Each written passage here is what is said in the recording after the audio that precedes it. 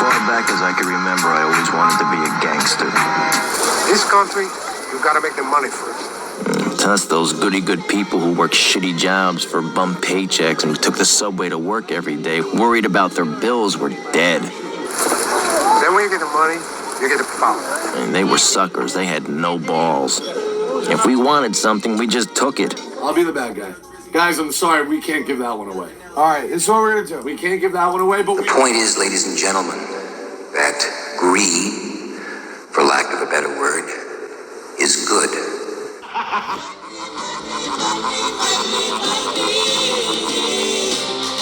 The 2025 American experience is not what's best for the society, the person, the individual. It's what's best for the pocketbook. Greed is right. Greed works. And I'm going to show you here with sports and, of course, sports cards where this has just taken over. Pizza, corn dogs, chocolate milk, saturated fats. From day one, you're conditioned this way, and the system feeds you junk, and it's called normal, but it's not. It affects you in a bad way from the get-go instead of looking out for you. American school lunches taste horrible because of 3 reasons. The first reason is due to America's bizarre school lunch rules, because a loophole allows a certain amount of tomato sauce to be classified as a vegetable, which has led to foods like pizza and Hot Pockets to be classified as healthy meals. But this gets worse because compared to other countries in Europe and Asia where schools get upwards of $8 per meal, American schools only get $3.50 per meal. And lastly, this has led many schools having to use processed foods and source low-quality ingredients for meals as they don't have enough money. And funding has gotten so bad that some schools are even implementing fast food chains in their own cafeterias like Sonic's, Domino's, and McDonald's to save money. This mindset is baked into everything right now in 2025 culture and our experience. Boy, Dallas, do I have a surprise for y'all.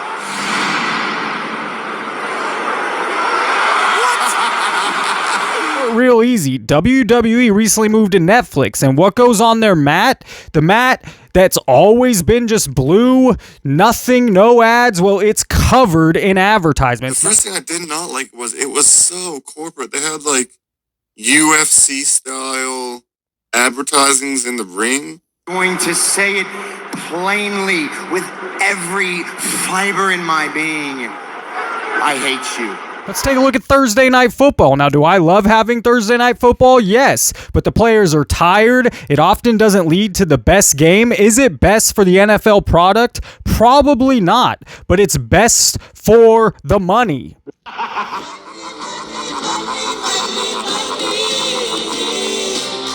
The NBA has a real problem. There's no defense played in the regular season. The season's too long. Now we have everyone getting injured, and it's obvious. The elephant in the room is you have to cut the season shorter. That will never happen. Why? Because money is the number one goal here. Halliburton's hurt right away when he fell. Tatum in so much pain. And the Celtics call timeout, grabbing that right ankle. And he's trying to put pressure on his left leg. Yeah, it looked like it happened before that play. Great presence of mind to tip the ball to the corner there, but you see him grabbing that left ankle. The NFL's going to raise from, it was 16 games, now 17, then 18. Do they really care about player health? Do they really care about bringing the best product out there? Pressure. Simmons going to run for the first down. He takes a shot at the 6-yard line. This one frustrated me more than anything. I live in Las Vegas. I had the MLB package, so I get every baseball game. Well, guess what? I'm a Giants and A's fan. Giants games, A's games, Padre games, Dodger games, Angel games. I believe there was a couple more, possibly Diamondback games, all blacked out. MLB needs to stop TV blackouts ASAP. God, if you listen, hell! MLB trying to do everything in its power, get as much money as humanly possible, but fans are suffering. Blackouts are ruining the experience. When I was living in LA a decade ago, the Dodger games were not on local channels because they had, I think, a deal with DirecTV or something like this. So even the local community couldn't watch their own Dodgers playing when they were live at home. And this is crazy. The MLB seems to just be against the consumer in a way. They just don't want you to watch your home team. See, at the end of the day, it's all about money, right? I think it should be about the consumer as well. It should be about the fans. But again, it's not about you or me or the end experience. It's about what's best for their wallet. And we're still the suckers, still going for it. And again, some of it we love. Some of it's nostalgic. Some of it's entertainment. But they're using us. Has Las Vegas just become too expensive for the average person? It's not even expensive, not a value proposition. I went to a steakhouse the other night, and a bottle of water was $12, and a cocktail was $26. And at some point, you wonder, who wants to pay that and feel good about it? I think one of the biggest areas you can see this in is in Las Vegas. Las Vegas used to be somewhere you could come, have fun, get a deal, enjoy. There ain't no deals. It's all overpriced. And Vegas right now is seeing less people come because of this. Fewer people are coming to Vegas because the costs have skyrocketed. Hotel rates, resort fees, and food prices have all gone up, making it harder for average travelers to afford a trip. What used to be a budget-friendly getaway now feels out of reach. We also see this with many, many big channels, many big influencers, big TV networks taking sponsorships or advertisement deal with all the sports betting companies. They pay tons of money. Sports gambling has already become America's most addictive drug since cigarettes. But that hasn't stopped every company in the country from dumping money into it.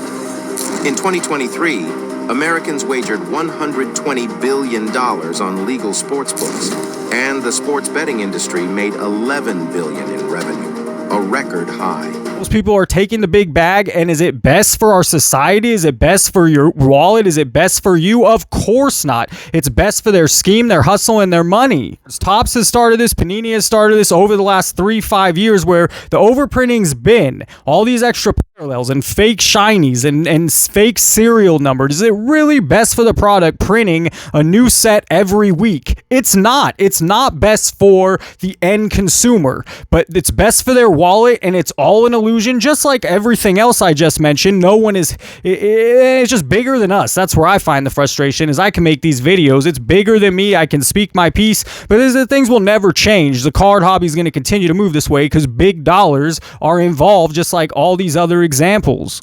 You know that in the USA, there's 300 food additives that are banned in Europe and Japan, but legal here in the US. Something like red dye number 3 is banned in Europe and legal in US candy. Why is it banned there and not here? Profit and money. And I hate to use this word, but it feels like the video game industry has almost been hijacked by, let's make as much money as possible. Something that was very genuine and innocent was video games, and now you pay $60 for the game, and in order to get the add-on or the extra, you got to pay now $30 and $40, and then once you're in the game, they have all these in-game microtransactions, and they get you there. Have you ever opened a pack on NFL, on Madden, or NBA, MLB? My students do it with soccer. They're buying soccer packs and collecting the cards, and it's just digital stuff, and once the new game comes out, it's absolutely junk and worthless.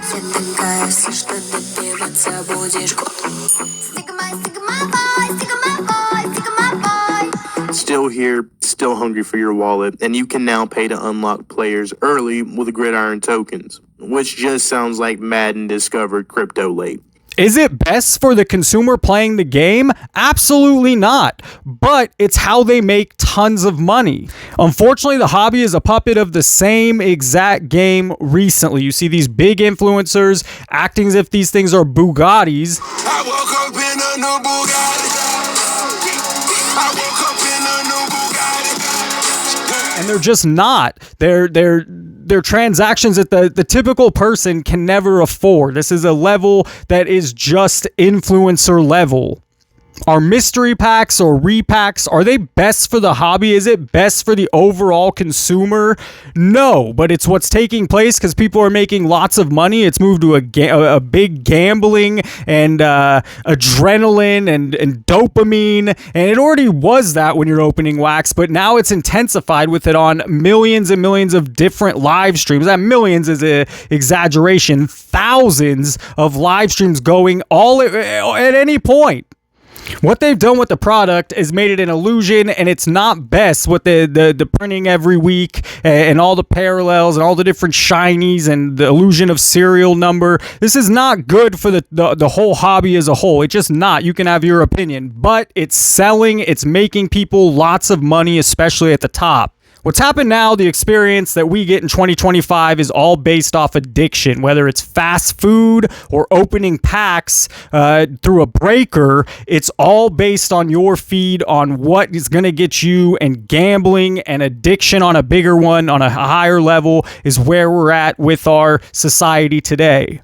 To me, it makes me sad because I've collected sports cards a long time, and to see the shift, it's frustrating, and it's bigger than me, bigger than you. It's probably not going to change, but the best thing we can do is keep making content like this, keep having our voice heard, and at least get people thinking. My other big question is, where will the hobby be? How is this new business model going to turn out 5 years from now, 10 years from now, 20 years from now? I'm very curious. I'm not saying it's going to fail. I'm not saying I'm rooting for it to fail, but I am still curious what this little magic show will it continue on, or will it start losing a lot of its popularity? If you enjoyed this video, hit the like button. It helps share the content, share the channel, subscribe if you have not. As always, thank you for watching and have a great day.